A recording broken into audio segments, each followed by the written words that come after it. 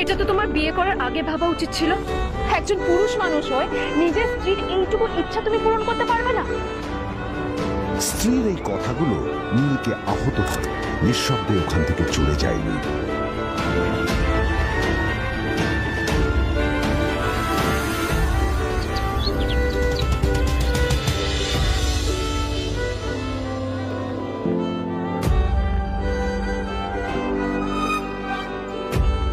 দুদিন পর new year পার্টির আগে নীল আদ্রিতার কাছে এসে একটা গিফট প্যাক দেয়।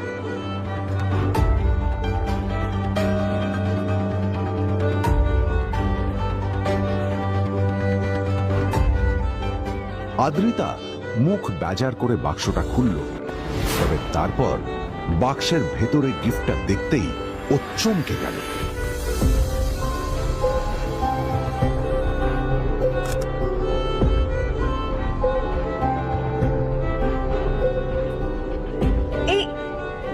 এই ফোনটা মানে এটা তো একটা স্পেশাল এডিশন।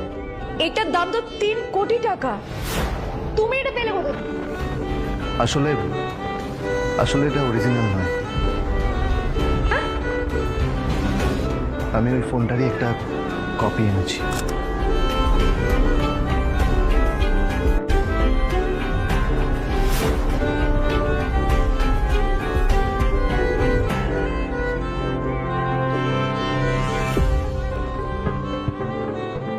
কিন্তু আদ্রিতার নীলের কথা একটু সন্দেহ হয়, কারণ ফোনটা দেখে একেবারেই আসল বলেই মনে হচ্ছিল। পরের দিনই আদ্রিতা ওই কোম্পানির শোরুমে গেল। এই ফোনটা একটু দেখুন না প্লিজ।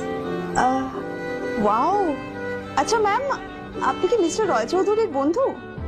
কে মিস্টার রয় চৌধুরী?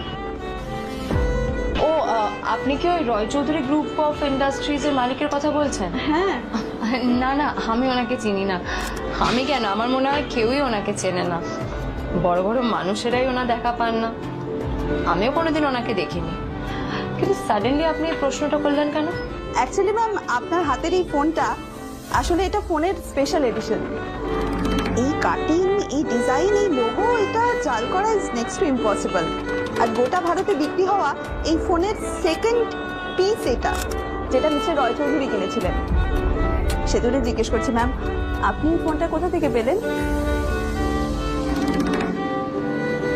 তবে কি নীলই মিস্টার রয় চৌধুরী, নাকি নীল এই ফোনটা চুরি করেছে? বেকার নীলের কাছে কোটি টাকার ফোন কোথা থেকে এলো?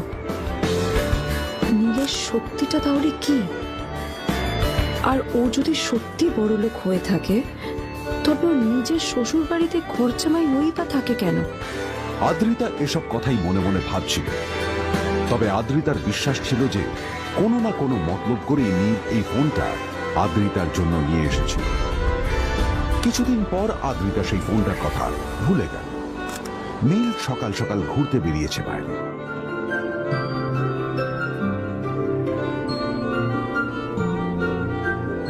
কটা বাজে রে?